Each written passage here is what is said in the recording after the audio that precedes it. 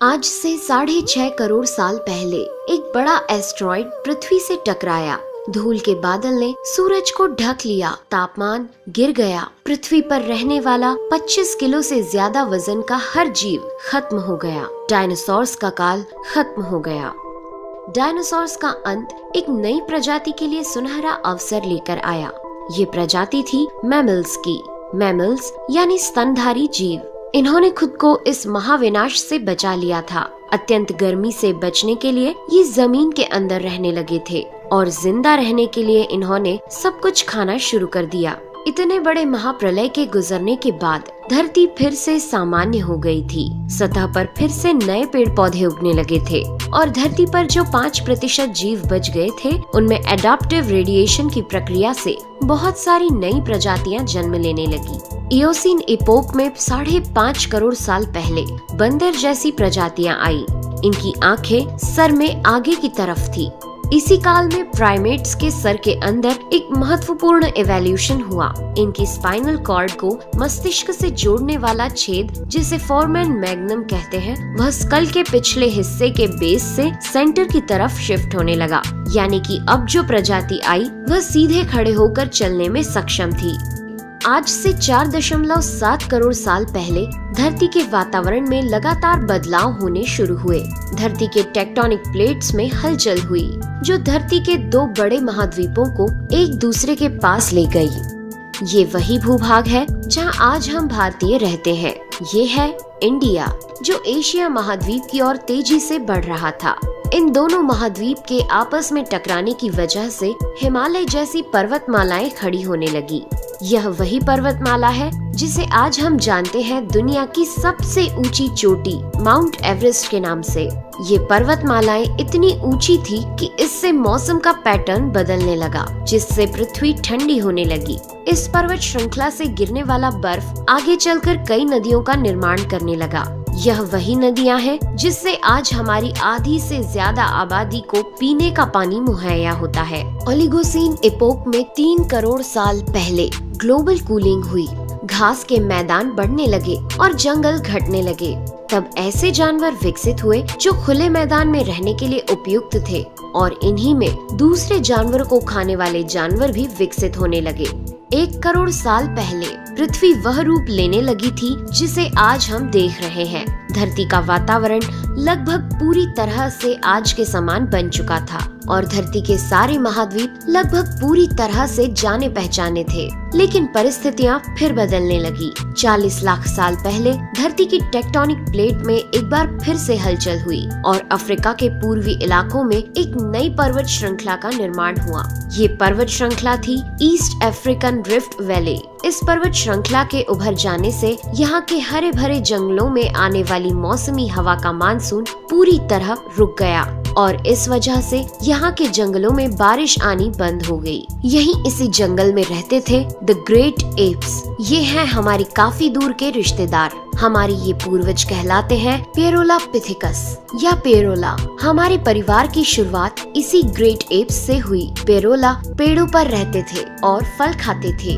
वजनी होने के कारण ये एक डाल से दूसरी पर नहीं जा सकते थे, इसलिए ये हमेशा झूलते रहते थे। कभी कभी ये अपने 2 पैरों पर भी खड़े हो जाते थे। ये चल सकते थे। आम धारणा के उलट सीधे चलने की क्षमता जमीन पर नहीं बल्कि टहनियों पर विकसित हुई। बाइपेडलिज्म यानी 2 पैरों पर चलना इंसानों की नहीं बल्कि एप्स की खोज थी। आगे चलकर ये ग्रेट एप्स जलवायु और जगह के अनुसार बदल गए। कुछ चिंपैंजी और गोरिल्ला में विकसित हुए, कुछ इंसानों में विकसित होने शुरू हुए। वो पूरे अफ्रीका में फैले हुए थे। बारिश के बंद हो जाने से यहाँ के जंगल सूख गए, जिसका सबसे ज्यादा असर इन एप्स पर पड़ा। जंगल सूख जाने से इन एप्स के लिए खाने की समस्या उत्पन्न हो गई और इसीलिए अब ये पेड़ों से उतरकर खाने की तलाश में जमीन पर अपने कदम रखने लगे। ये है एडिपिथिकस रेमिडस ये हैं हमारे पूर्वज, जिन्होंने जमीन पर मानव इतिहास का पहला कदम रखा और आज इन्हीं के कारण हमने चांद पर अपना पहला कदम रखा। इनका दिमाग एक संतरे जितना बड़ा था और इनकी लंबाई 4 फीट तक थी। ये हमारे वंश के सबसे पहले सीधे चलने वाले जीव थे। कई हजार सालों के विकास क्रम के बाद ये 2 पैरों पर चलने लगे। इससे ऊर्जा कम खर्च होती थी और ये चलते चलते भी खा सकते थे। 2 पैरों पर चलने से अब ये सीधे खड़े होकर दूर दूर तक नजर रख सकते थे। समय के साथ साथ विकास की प्रक्रिया चलती रही और हमारे पूर्वज धीरे धीरे विकसित होने लगे। 23 लाख साल पहले हमारे पूर्वजों का दिमाग काफी बड़ा हो गया था। ये थे होमो हेबिलियस। इन्होंने पहली बार पत्थर को हथियार की तरह इस्तेमाल करना शुरू किया। जैसे ही इस मामूली से पत्थर पर धारदार किनारा बना, हमारे पूर्वजों के पास एक हथौड़ा आ गया। हमें काटने का हथियार मिल गया, जिससे वह हजारों ऐसे काम कर सकता था जो वह पहले नहीं कर पाता था। पत्थर के इस्तेमाल ने अंगूठे और उंगलियों को मजबूती दी, जिससे हम और अधिक कुशल तरीके से इनका इस्तेमाल करने में सक्षम हो गए। समय बीतने के साथ ही हमारे पूर्वज अब समूह में अन्य जानवरों का शिकार करने लगे थे। ये थे होमो इरेक्टस, जो अन्य जानवरों से ज्यादा होशियार थे। इन्होंने ही सबसे पहले आग का इस्तेमाल करना सीखा। आग की खोज हमारे पूर्वजों के लिए सबसे बड़ी खोज थी। ये उन्हें गर्मी, रोशनी, अंधेरों और जंगली जानवरों से सुरक्षा देती थी और इसी वजह से अब परिवार भी बनने लगे। इन्होंने आग पर मांस को पकाना सीख लिया था। आग पर खाना पकाने का मतलब था कि मांस को चबाने और पचाने में ऊर्जा का कम खर्च होना और इसी वजह से ये ऊर्जा अब इनके दिमाग में खर्च होने लगी और इन्हें कैलोरी और ज्यादा ताकत मिलने लगी, जिससे हमारे पूर्वजों का दिमाग काफी बड़ा हो गया।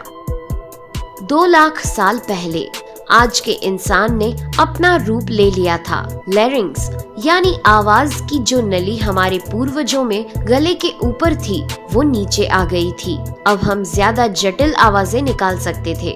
हमने बोलना शुरू कर दिया था। पहली बार कोई जानकारी एक से दूसरे इंसान तक या एक से दूसरी पीढ़ी तक पहुंचने लगी थी। यही वो आखिरी विकास क्रम था जिसके बाद विकसित होकर हम बने। हम यानी होमो सेपियंस। 1 लाख साल पहले इंसान कहीं भी जा सकता था। हमारे पास फुर्तीले हाथ और प्राचीन हथियार थे। हम बात कर सकते थे, आग को काबू में रख सकते थे। अब हम अपने अफ्रीकन घर को और बड़ा कर सकते थे। महाद्वीप यानी कॉन्टिनेंट खिसके तो अफ्रीका और यूरेशिया जुड़ गए और उससे बनी एक बहुत बड़ी जमीन जिसका नाम था एफ्रो यूरेशिया। इंसानों के दूर दूर जाने से बहुत बड़ा बदलाव आया। अब हम एक महाद्वीप से दूसरे महाद्वीप में रहने लगे। इसकी वजह से हम उन चीजों से बचे हुए थे जिसकी वजह से वानरों के मुकाबले दूसरे बड़े स्तनधारी हमेशा के लिए खत्म हो गए। करीब 50,000 साल पहले आइस एज शुरू हो गया और नॉर्थ पोल से आगे बढ़ने लगा। उसी वक्त इंसान चाइना और ऑस्ट्रेलिया तक पहुंच गया था। 30,000 साल पहले इंसान पहली बार यूरोप पहुंच गए। जब बर्फ अपने चरम पर थी, तब इंसान अपनी खोज में नॉर्थ ईस्ट साइबेरिया के बर्फीली टंडा तक पहुंच गया। आइस एज के इतने कठिन दौर में भी इंसान हर उस हुनर का विकास कर रहा था जिससे कि वो सच्चे मायनों में इंसान बन सके।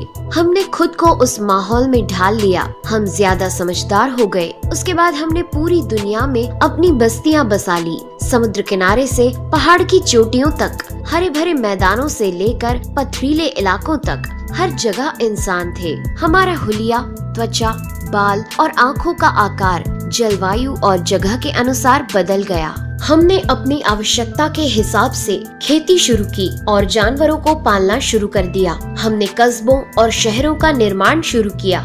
उसके बाद हमारी सभ्यता और संस्कृति का जन्म हुआ। हमने विज्ञान और गणित का इस्तेमाल शुरू किया, जिससे हमें भविष्य में जाने के लिए ऊर्जा और तकनीक मिली।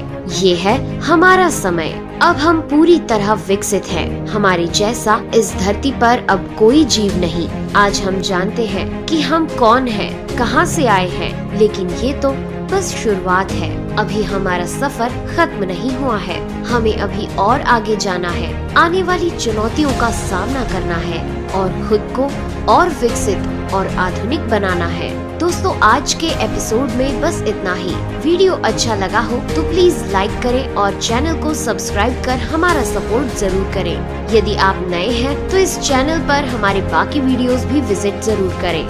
साथ ही सब्सक्राइब कर नोटिफिकेशन बेल को भी ऑन कर लें। मैं हूं आपकी दोस्त नेहा आगरकर। फिर से मिलेंगे एक नए एपिसोड में। तब तक के लिए दीजिए इजाजत। नमस्कार।